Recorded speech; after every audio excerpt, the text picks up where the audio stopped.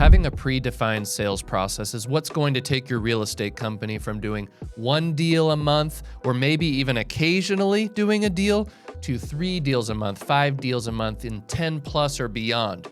You have to have a sales process that is repeatable, that not only you as the operator knows, but your team is also able to replicate that. Today, we're going to go through my 5-option framework for sellers in foreclosure that guides someone from the beginning of the sales process all the way to a contract. So tune in, really internalize this presentation, share it with your team, and have them start implementing it into your business. So I have created an in-depth mind map for you to be able to understand the 5 options framework. I've really downloaded this out of my mind to a repeatable framework. I've done past videos on YouTube to where I've shown you in-person appointments what this conversation sounds like, so I will have my team link that in the description below. But you also have an opportunity to download this. So if you want this download, in the comments below, type 5 options, and my team will reach out with a link for you to download this for your team. Okay, but I want you to really internalize this document in 2 different steps. Number 1, you have the setting the stage. This is the very beginning of the conversation, trying to get a little bit of information out of them, and you can either, at the end, set up your closer for an opportunity for them to come close. So this is kind of a setter role for this first part of the conversation. Or maybe it's your closer and this conversation's happening through text or at a door knock, or maybe it's a cold call and you need to set that next appointment for further conversation. So the top of this framework is going to be the setting the stage portion. The second half is going to be your actual 5 options. So I want to break this down, go through this step by step. Do not get overwhelmed by it. Also, don't feel like you have to memorize it. If you're brand new, yes, of course, you want to be able to internalize it, understand your product. That way you can communicate effectively. But you don't want to seem robotic, and you don't want to feel like you have to go through every single option every single time. If someone on this setting the stage call gives you the information that I want to sell, I'm done with this house, I want to move on. Well, you don't need to go through all the different options that we're going to go through. Give them the opportunity to go ahead and sell. Don't give them other options. That's going to muddy up the waters. So take some context into this, knowing that it's not something that is rigid. You don't have to follow every step every time. This is a framework. Apply your businesses on top of it. That being said, let's get into this, the first part, setting the stage. Okay, so you can have your opening line. This could be many different things. One of the ones that I use is, hey, are you the homeowner here? My name's Michael, and I apologize, I can't stay long. I've got an appointment that I need to be getting to, but I noticed your lender scheduled a sale on this property. Wasn't sure if you already had it handled or if you're running into any headaches. I know these things happen, but I help folks navigate this kind of thing all the time. Would you be opposed to hearing what people have done in these situations? Okay. They're either going to give you some sort of objection, right? Or they're going to say, hey, sure, what do other people do? Most of the time, they're going to have some sort of objection. If they have an objection, look at the other objection videos I have on my channel, from things like I've got it taken care of to I'm filing bankruptcy to I'm going to do a loan modification. We've got videos on those. Go back and take a look. Again, this is a framework for five options. So they're going to give you some sort of objection. You're going to provide a handler, of which I provide mind maps just like this that can help you overcome each of those objections. The seller's going to respond. What are they going to respond with most of the time after you've overcome an objection? They're going to say, well, I'm kind of going through a loan mod process with my lender, or I'm really thinking about reinstating my loan, or maybe I'm going to file bankruptcy. Maybe a family friend is going to help me list it. They're going to give you some sort of indication on the path that they want to go. So no matter what they say, you have this full stack of different things that people want to do and questions to go over. So for example, someone says that they want to file a loan mod. Well, you can ask a set of follow-up questions that's going to cast a little bit of doubt on their path. Maybe they are fully entrenched on doing that loan mod, but you have a couple of questions that can cast doubt. So what are some examples? Hey, did the lender confirm in writing that your sale date is paused and the mod is approved? Let them speak to you. Or are you aware that the loan mod could raise your payment significantly? I mean, what's your payment now? It's $1,000. Well, it's likely that that could go up 30 or 50%. I mean, are you okay with a $1,500 a month payment? Cast some doubt. And then, hey, do you have full-time work? They say, well, I'm unemployed. Well, more than likely, they're not going to get a loan mod approved. And then what's your plan if the modification is denied or doesn't finalize before the auction date? No matter whether it's loan mod, reinstating, listing with a realtor, I'm filing bankruptcy, sale postponed, another investor offer, or they're working with an attorney, we have a question set that allows you to cast some doubt on that situation and gets them thinking on, ooh, what if that's really not the path for me? Or what if there's a hiccup here and I'm not able to get this plan to the finish line or even get it off the ground? We're going to come over here, and our goal is to identify the risk. What is the problem with their plan? And we're going to slide into a value-driven close, and we're going to say something like, hey, what you said totally makes sense, and I'm happy to be a second set of eyes on this or just be a backup in case things shift. I've got a few options for you, and we've helped people in similar spots. I'd be happy to go over them while I'm here. Many times they're going to say yes, but they may say, hey, I need to go to work. I'd like to speak about this at a different time, or can we speak about this tomorrow? That's why this section we call the setting section, setting the stage, right? So our goal is to either go on to the 5 options framework or just set an appointment for your closer at this time. So make a micro commitment. Alex or Mosey would call it BAM FAM, book a meeting from a meeting. This is your opportunity to continue on or set a time later that day or tomorrow, whenever that might be that it's convenient. Now, if they agree to go over our options, that's when we go to the bottom half of this mind map here. This is where the 5 options framework begins. Okay? So if they agree, let me zoom in here for you. You're going to say something to the effect of, hey, while I'm here, let's go through the 5 options you have. The goal is to help you gain clarity on everything moving forward so that you can make the best decisions for you and your family. You do not want to frame it to where I'm going to give you a cash offer, I'm going to do this, I'm going to do that. Your goal is to get the authority by saying, my goal is giving you clarity. This is very important. This kind of sets you apart from the average investor out there. Okay, so let's say that they agree. You're going to go right into your options. And option number 1 is reinstatement. Okay, so you're going to say something to the effect of, hey, your first option is by far my favorite for you. It's a reinstatement. That just means that you're taking any of the money that you're behind, your arrears, you're wrapping that into one payment, catching everything up. Once you catch up that $5,000, $10,000, $15,000, you're good again. Once you do that and they have an understanding of what a reinstatement is, you're going to ask them a set of questions. Again, you're trying to get clarity for yourself, the investor, as well as clarity for them and identify any risks. So questions like, hey, do you have an idea, give or take, on how much you're behind right now? This is really important. Helps you establish how much money it needs to be. It might be 5, 10, 15 grand or more.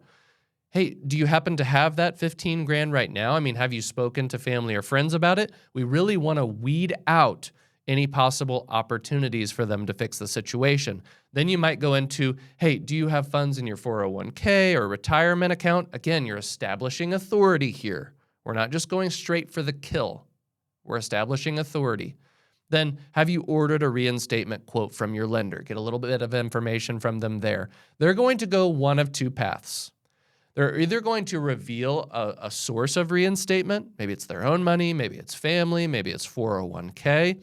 Sometimes they're going to be really entrenched in that. So they're going to want to discuss that, but you're going to need to have a micro commitment there. So you're going to say something to the effect of, hey, when do you think you'll be having a conversation with your family or friends or someone that's going to give your 401k money. When is that conversation going to take place? If they're really fixated on going that path, we don't want to push them any further. Ask them when they're having that conversation. Maybe it's Sunday afternoon after the game, right? Well, can I call you 30 minutes after that? Set a micro commitment to talk again. If they go down that path, you're going to loop around to the next opportunity to speak to them and go through the 5 options again. If they are open to further discussion, we go to our next option. But let's say they don't have another option and they reveal that their likely source of reinstatement is just not there, okay? They don't have the cash. They don't have anything in savings. They don't have anything in retirement. They don't have any friends to help them out. It's just something that's not likely. You're going to say something to the effect of, hey, because you don't have those things, would you agree that reinstating is not an option for you? And they're going to say yes. In that event, we don't need to discuss it anymore. We're going to our option 2, which is loan modification. So you're going to say something to the effect of, hey, our next option is a loan modification. That's where your lender basically says something like, hey, let's take what you're behind. Let's set up a new payment plan. And it usually means a slightly higher monthly payment, but it can be a path to keep the house. Have you even spoke to your lender about that possibility of a loan modification? Open your ears, listen. Once they've explained to you what they've done so far, you're going to say something to the effect of, hey, what's your payment now? What's your interest rate? I mean, a lot of times when you have a loan modification, your payment could go up 30 to 50%. I mean, is that something you can handle? You're going to say, hey, do you have full-time work? If no, they most likely won't approve this loan mod. What's your plan if the loan modification is denied or it's not finalized before the sale date? They're going to respond in one of 2 ways. Number 1, they reveal, look, I've gone on the merry-go-round with my lender. We're not approved. I don't have a job. I can't afford that payment. This is just not a good option for me. If so, you're going to move on to bankruptcy. If they reveal a desire to do a loan mod, you're going to say, hey, would it be okay to hop on the phone with your lender and see what their qualification standards are? Let's just see if they're going to even approve you. Go ahead and hop on the phone, okay? If they want to do things alone, that's fine. Let them go down that path. Set a micro commitment to speak to them again. When you set an appointment again, you're going to loop around the process when they're ready. But if you speak to the bank's going to most likely say, yes, they either qualify or they do not qualify. If they do not qualify, we're going to go to option 3 in this framework. If they do qualify and they're fixated on that path, you're going to establish a time to speak again. And down the line, we will speak to them again and hopefully get past this particular objection. Now, if you go through and loan modification is not something that they want to do or they cannot qualify, we're going to go to our 3rd option, which is a Chapter 13 bankruptcy. Okay, you're going to say something to the effect of, hey, the 3rd option is actually my least favorite. It's filing a bankruptcy. It would stop the sale, but it's kind of like putting a Band-Aid on an infected wound. It's a long-term commitment, and 9 times out of 10, it's not really a good path to go down in the first place. So you're going to let them explain if this is even a path they want to go down. If they say, like, I don't want to file bankruptcy, move on. But if they decide they want to go down the bankruptcy path, we're again going to ask some questions that is going to cast some doubt. So for example, hey, have you found an attorney that will even file on such short notice? I mean, the sale's here in a few days. Oftentimes you can't even get a hold of them. They're going to say, well, yeah, I've talked to someone, or maybe they say something else. If they say, yeah, I've got someone on the hook, you're going to say, well, have they told you about the retainer fee? Oftentimes it's $2,000 to $4,000 up front. Is that amount of money that you have?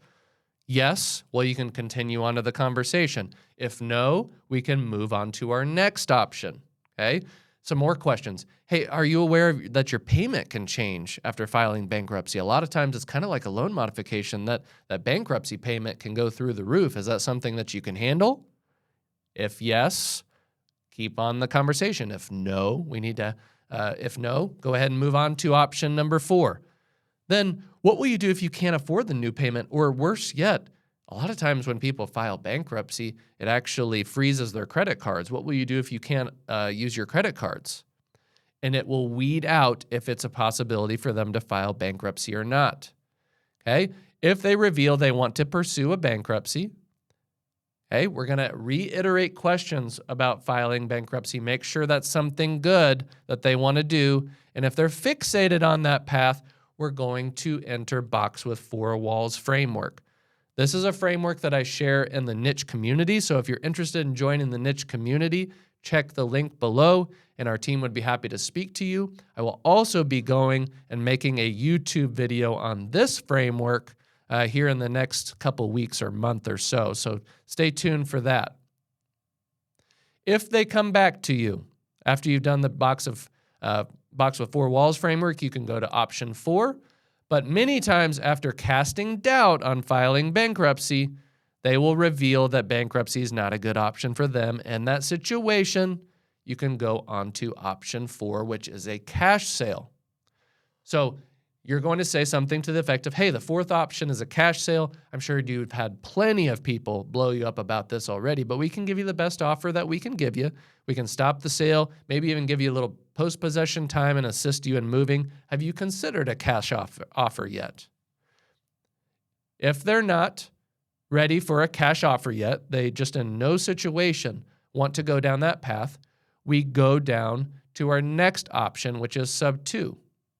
If they do want to sell, cash offer, hey, you got a few questions here. Let's just say you did sell. We aren't committing to anything, of course, but let's say it's 6 months from now. Really paint the picture of what that looks like for me. Maybe it's that you want an apartment. Maybe that's you want this amount of money in your bank account. Really cast a vision for me. After they share, hey, thanks for sharing that. How much do you think that might cost? Maybe they say $20,000 or $30,000. We simply ask them to take out their mortgage statement and we can figure out an agreement. And you say something to the effect of, hey, look, it looks like you owe about $140,000 on the house. If I could give you X, Y, and Z you just mentioned, you said it would cost about $20,000. Is that something that you would want to move forward with? Hey, we can go ahead and write up our purchase agreement and get things going. But if they do not want to go down that path, they do not want to sell, we go to option 5, which is sub 2. And that's just a fancy way of saying, hey, I could reinstate your loan and take ownership of the house, but the loan stays in your name. If they're interested in that, of course, we can go into a sub 2 question flow. Okay? If there was a way to stop the sale, buy some time, still give you a way to walk away clean, is that something you'd want to explore? Hey, let's say that we wanted to partner on the deal. This could give us some creativity and flexibility.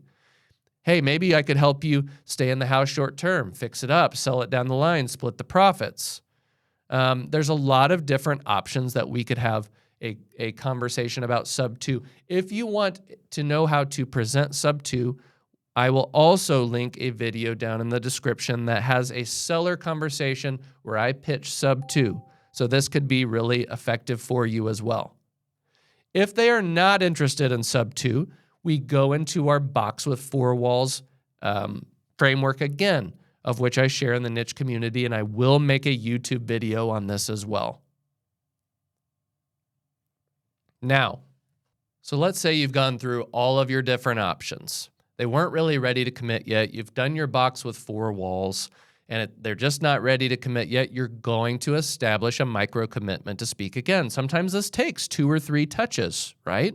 So set a meeting from a meeting, talk tomorrow or next week, whenever it might be. Hopefully you can go through these options again. They are not able to convert on their side of things, and you end up converting on our appointment to get a contract. If you handle their objections and you're able to figure out the particular option you want to move forward with, hey, we go ahead and close. So again, this is a framework. It is a conversation path. You need to have your team be familiar with their product. That way they can go through this comfortably and move the pieces around, and the conversation can go multiple different paths, and they're comfortable with that.